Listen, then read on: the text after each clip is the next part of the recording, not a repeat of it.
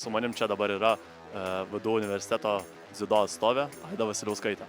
Tai kelintas tau bus tai turnyras atstovaujant VDU universitetą? Tai tikrai ne pirmos ir ne antros varžybos. Jeigu taip iš tikrųjų, gal kokį 10, tarp 10 ir 15 kartų kažkas tokio. Kaip tau pačiai sekėsi paskutinėse turnyruose atstovaujant universitetą? Kai paskutinį kartą Europos būtent studentų žaidynėse dalyvavau, tai aš atstovaudama VDU laimėjau bronzos medalį, tai buvo mano gal didžiausias pasiekimas atstovaujant būtent VDU universitetą. Tai kokie tikslai šitam būtent turnyrui? Tikslai nėra mažesni, iš tikrųjų netgi sapnavau, kad laimiu šį kartą ne bronzos medalį, o būtent aukso. Tai yra tas tikslas, kad kadangi dabar baigiau bakalaurą, tai kad užbaigti jau ant tokio vyšnelę ant torto, kad būtų ta pirma vieta.